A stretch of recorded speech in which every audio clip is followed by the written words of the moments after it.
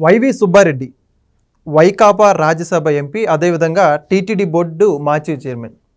అయితే ప్రస్తుతం ఆయన ఢిల్లీలో తిరుమల తిరుపతి లడ్డూ తయారీలో కల్తీ అంశానికి సంబంధించి ప్రెస్ మీట్ నిర్వహించి అందులో భాగంగా మాట్లాడుతూ ఈ యొక్క లడ్డూ తయారీలో ఏదైతే కల్తీ నెయ్యి వినియోగించిన మాటకు సంబంధించి జంతువుల కొవ్వు వాడలేదు, కానీ ఏదైతే ఇతరత్ర పదాలు కలిసి అని చెప్పేసి సిట్టు ఛార్జ్ షీట్ దాఖలు చేసిన దాంట్లో స్పష్టంగా ఉందని ఈయనైతే కుండల బద్దలు కొట్టినట్టు చెప్పారు. మరి మొత్తానికి ఇప్పుడు జగన్మోహన్ రెడ్డి గారు వాళ్ళ చిన్నాన్న గురించి ఏం మాట్లాడతారు? ఇదే అంశానికి సంబంధించి మరిన్ని విషయాలు తెలుసుకోవడానికి మనతో ఉన్నారు సీనియర్ జర్నలిస్ట్ సత్యమూర్తి గారు.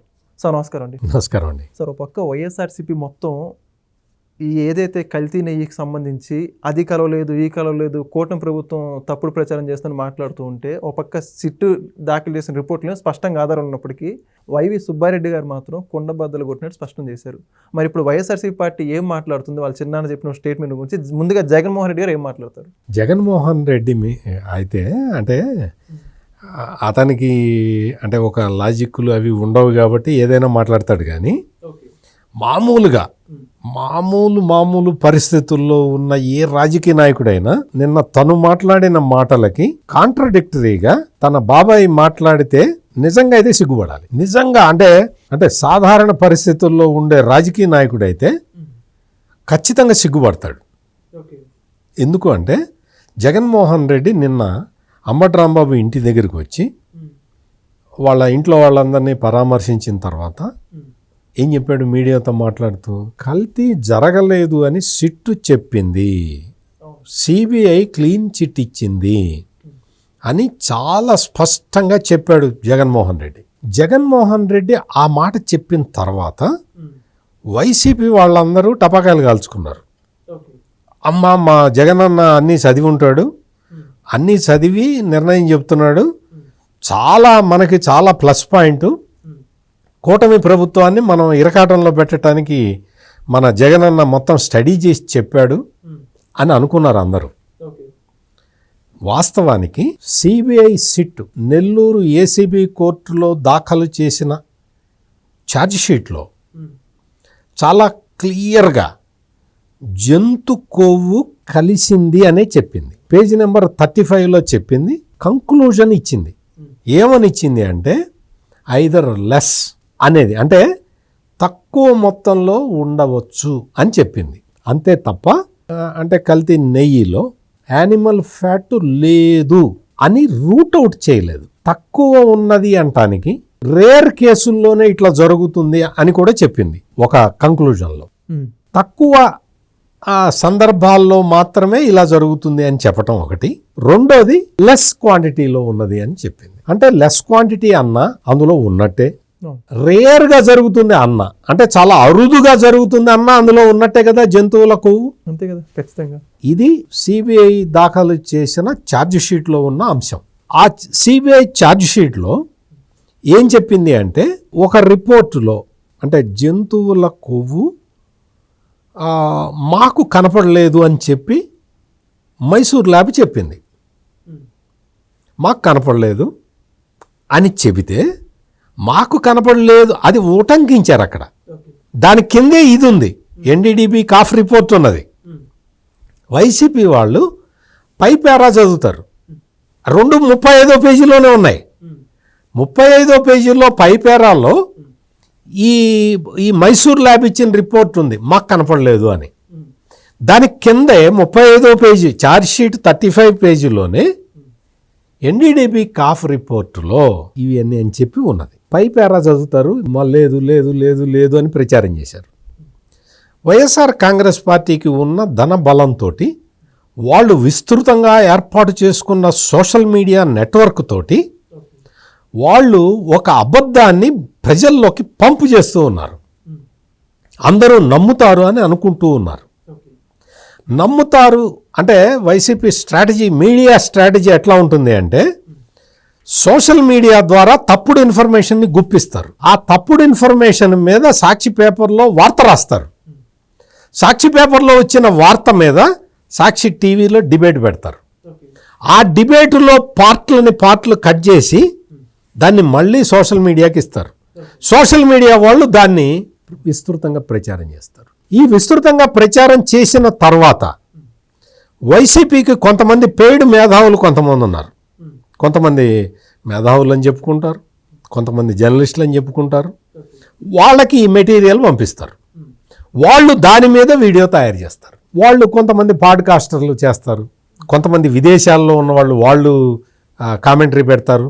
ఇట్లా ఈ విధంగా ఒక్క అబద్ధాన్ని 1,00,000 ఛానల్స్ ద్వారా 1,000,000 సార్లు ప్రచారం చేసే యంత్రాంగం జగన్మోహన్ రెడ్డి దగ్గర ఉన్నది. అందుకనే ఇంత యంత్రాంగం ఉంది కదా. కూటమి ప్రభుత్వం ఎక్కడా కూడా కంగారు పడల, ఎక్కడా కూడా. అంటే ఇంత ప్రయత్నం చేస్తున్నాడు జగన్మోహన్ రెడ్డి, ప్రజల్ని మభ్యపెట్టడానికి ప్రయత్నం చేస్తూ ఉన్నాడు, ప్రజలకి తప్పుడు సమాచారాన్ని ఇస్తున్నాడు, ప్రజలకి అబద్ధాలు చెప్తున్నాడు అని తెలిసినా కూడా కూటమి ప్రభుత్వంలో ఉన్న పెద్దలు ఎవరూ కూడా వాళ్ళు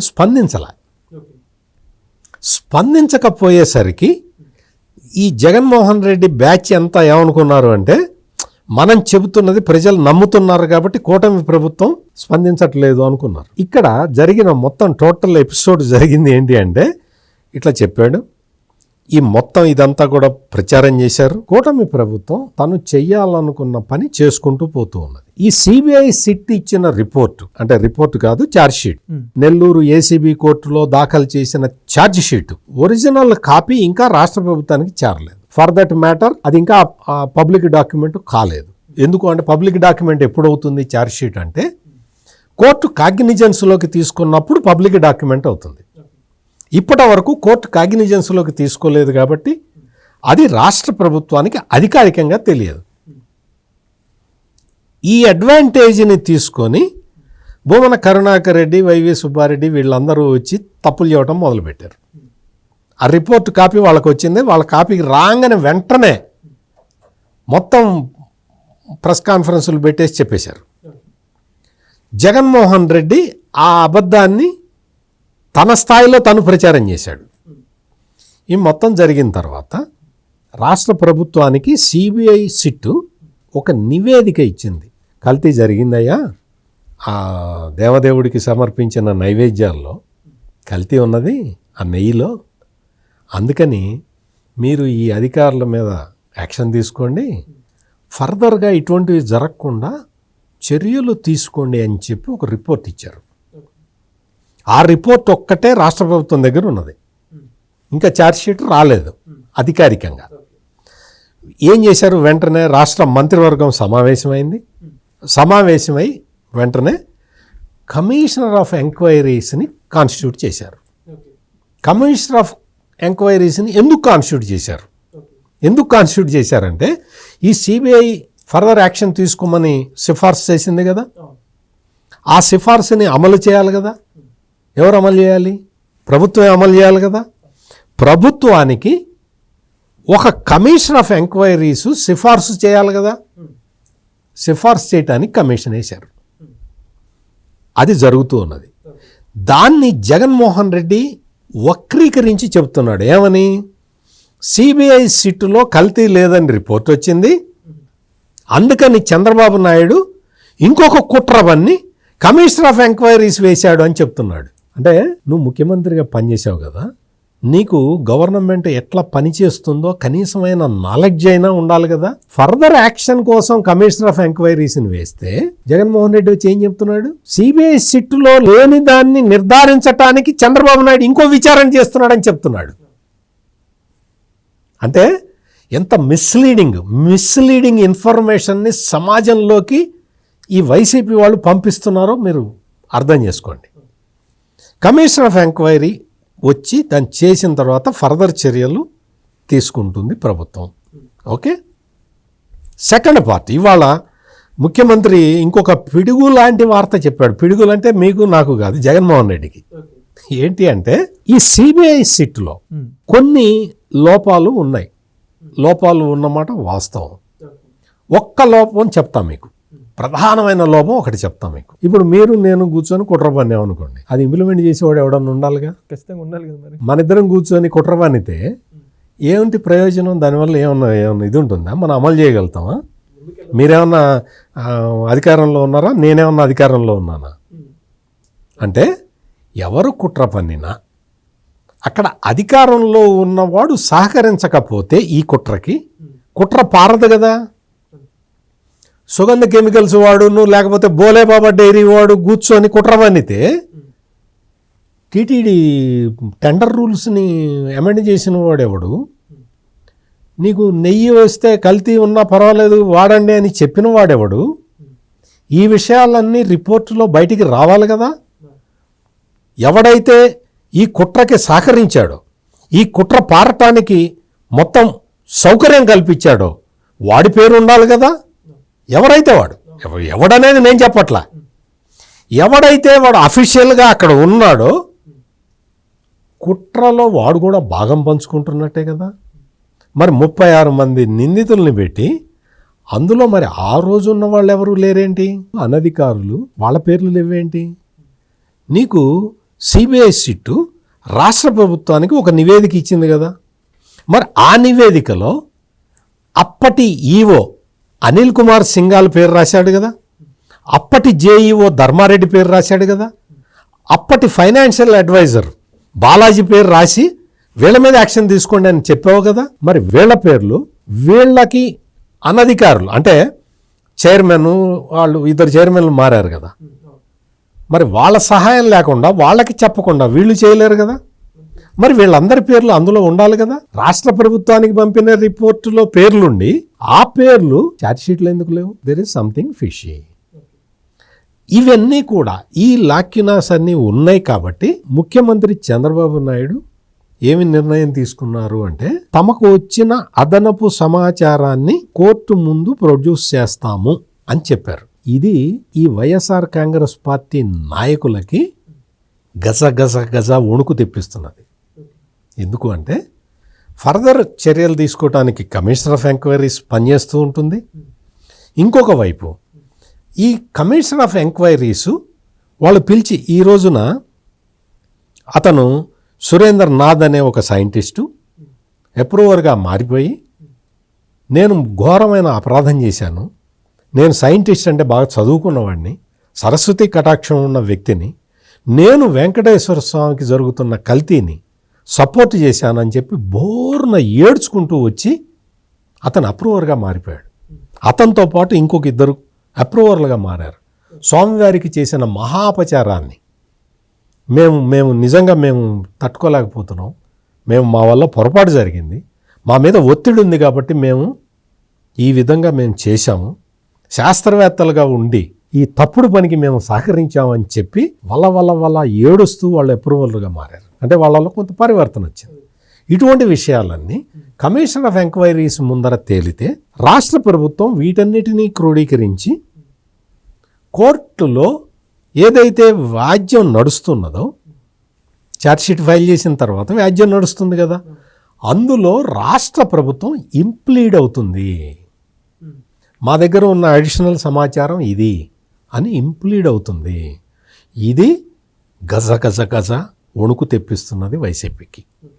ఇదే కాకుండా తిరుమల తిరుపతి దేవస్థానాల ప్రస్తుత చైర్మన్ బిఆర్ నాయుడు ఆయన 3 రోజుల కిందట వాళ్ళ బోర్డు మీటింగ్ పెట్టుకొని ఇది ఘోరమైన అపచారం జరిగింది, ఈ ఘోరమైన అపచారానికి అసలు దోషులని మనం పట్టించాల్సిన అవసరం ఉన్నది, అందుకని తిరుమల తిరుపతి దేవస్థానాలు కూడా ఈ కేసులో వీలు చూసుకొని ఇంప్లీడ్ అవుతాయి అని డిక్లేర్ చేశాడు ఆయన. మీరు క్లియర్గా వినండి నేను చెప్పేది.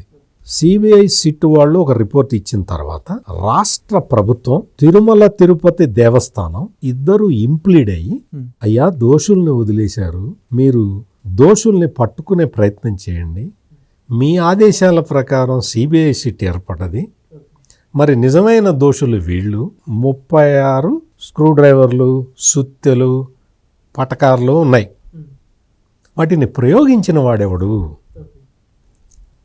స్క్రూ డ్రైవరు, సుత్తి, కత్తి నేరం చేయవు కదా, నేరం చేసిన చేతులేవి అనేది తేలాలి అని టీటీడీ తరఫు నుంచి టీటీడీ, రాష్ట్ర ప్రభుత్వం నుంచి రాష్ట్ర ప్రభుత్వం ఈ కేసులో ఇంప్లీడ్ అయితే ఏం జరుగుతుంది అనేది మీకన్నా నాకన్నా బాగా జగన్మోహన్ రెడ్డికి తెలుసు కాబట్టి తప్పుడు ప్రచారం చేస్తున్నాడు. ఇప్పుడు జగన్మోహన్ రెడ్డి కల్తీ జరగలేదు అని చాలా స్పష్టంగా చెప్పేశాడు వైవి సుబ్బారెడ్డి. ప్రెస్ కాన్ఫరెన్స్ పెట్టి కల్తీ జరిగింది మాట వాస్తవమే కానీ అందులో జంతు కొవ్వు లేదు అంటాడు. అంటే కల్తీ జరిగిన మాట వాస్తవమే అని చిన్నగా అంటాడు, జంతు కొవ్వు లేదు అని పెద్దగా అంటాడు.